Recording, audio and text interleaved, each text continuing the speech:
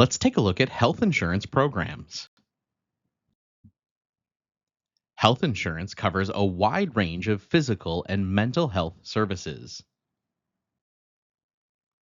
Employers contract with insurance companies to provide coverage for employees and sometimes their dependents, paying negotiated premiums. U.S. health insurance programs fall into four main categories: fee for service, managed care, point of service, and consumer driven healthcare.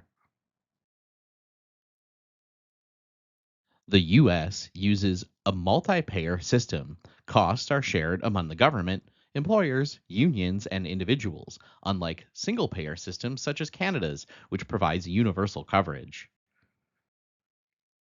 Company sponsored health insurance benefits both employees by making care affordable and employers by reducing absenteeism and aiding in recruitment and retention. Rising healthcare costs and high premiums, often a third of annual benefits costs, are expected to continue increasing due to increases in research, technology, aging populations, and demand. Individual policies over one employee and possibly dependents require medical examinations for underwriting and set rates based on mortality and morbidity rate. Group policies cover multiple employees and dependents under a single master contract, with premiums set through experience ratings based on the group's past claims. Employers with higher rates of surgery or hospitalization face higher premiums than those with lower claim rates. Federal and state laws regulate employer and insurer practices related to health insurance. Every state has regulations pertaining to health insurance programs. Key federal laws include the Health Maintenance Organization Act of 1973, the Employee Retirement Income Security Act of 1974, known as ERISA, and the Americans with Disabilities Act of 1990, known as the ADA, along with IRS tax regulation.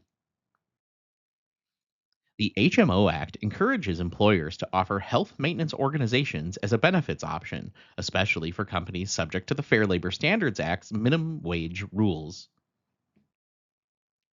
ERISA governs pension and welfare plans, requiring reporting, fiduciary responsibility, continuation coverage, and group health plan standards.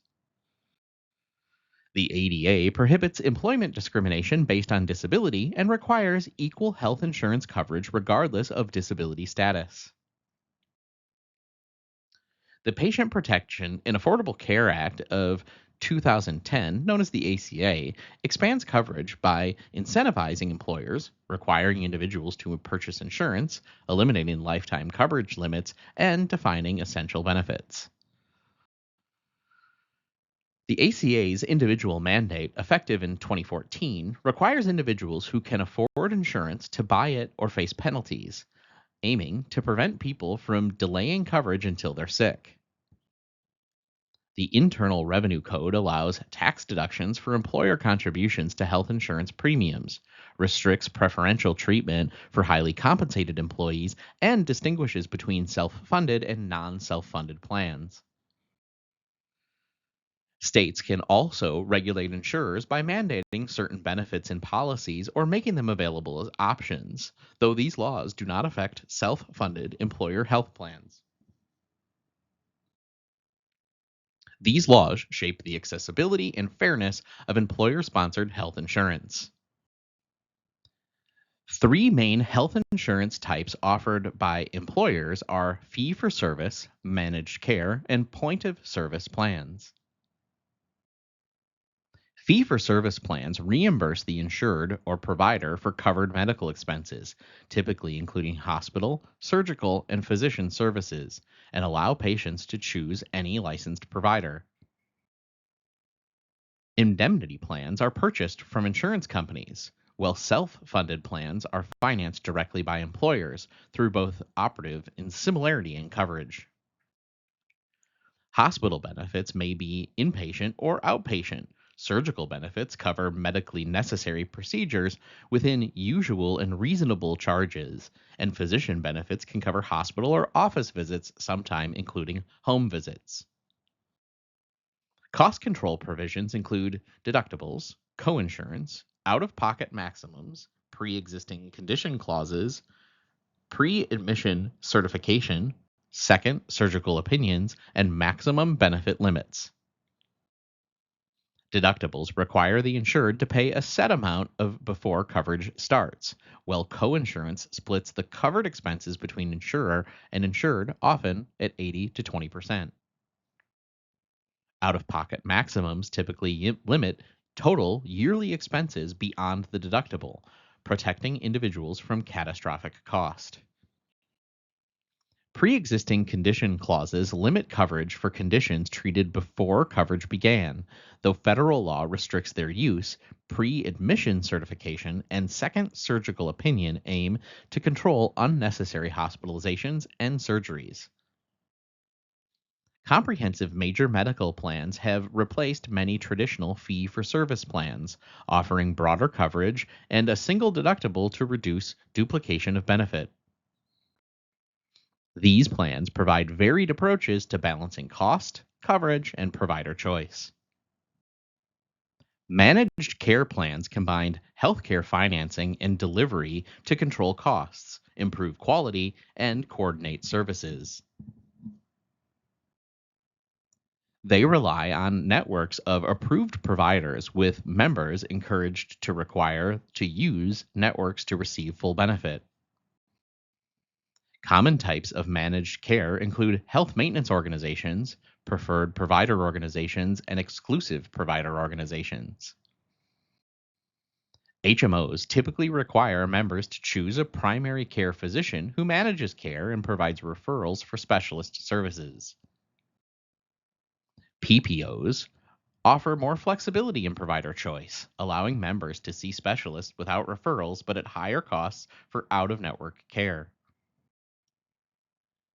EPOs limit coverage strictly to in network providers except in emergencies, often offering lower premiums in exchange for reduced provider choice. Managed care plans use strategies like pre authorization, case management, and utilization review to ensure services are medically necessary and cost effective. Preventative care is often emphasized, with routine screenings and wellness programs covered at low or no cost. While these plans can lower costs and promote coordinated care, they may limit provider choice and require more administrative steps for access to certain service. Managed care plans balance cost savings with coordinated care, though sometimes at the expense of provider choice. Healthcare costs have continued to rise sharply, promoting employers to adopt consumer driven healthcare plans. Consumer driven healthcare plans pair a pre-tax payment amount with a high deductible health plan, shifting more costs to employees to encourage comparison shopping for care. High deductible plans require greater out of pocket spending before coverage begins, unlike managed care plans where insurers paid most costs. These consumer driven health plans function as a three-tier system: a pre tax account, employee payments until deductible is met, and insurance coverage for remaining eligible costs. Flexible spending accounts let employees pay certain uncovered medical expenses with pre tax dollars, but have a use it or lose it rule, creating risk of forfeited funds. Employers face some risk with FSAs because they can make the full elected benefit available from day one, even if employees haven't contributed the full amount. Health reimbursement accounts are funded only by employers and allow unused balances to roll over. Health savings accounts established in 2004 are portable, have inflation adjusted contribution limits, allow broad provider and service choice, and permit tax free rollovers of unused funds. Unlike HSAs, neither FSAs or HRAs legally vest unused balances to employees when they leave employment. Carve out plans are separate insurance plans for specific benefits like dental, vision, and prescription drugs.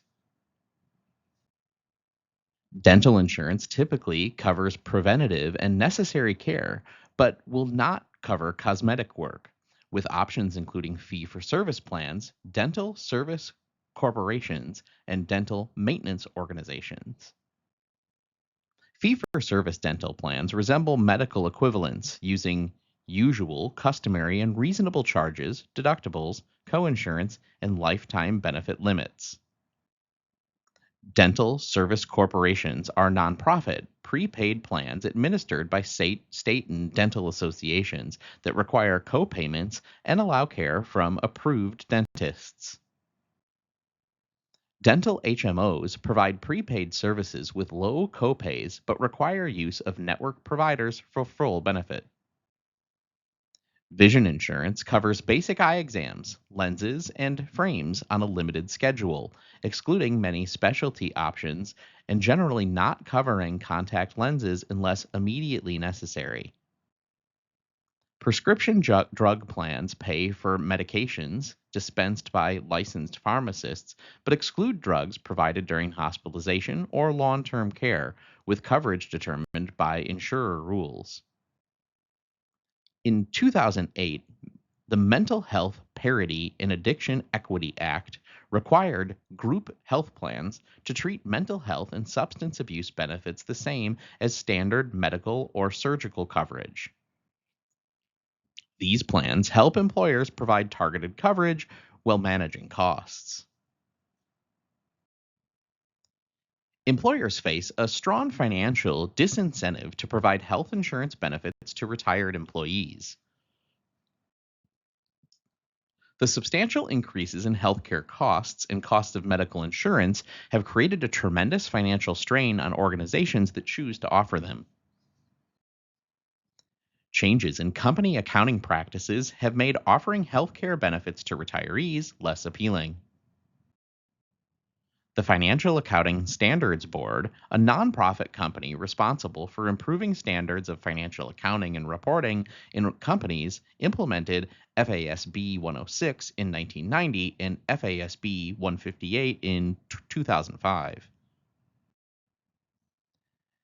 FASB 106 changed how organizations record the cost of non pension retirement benefits on balance sheets.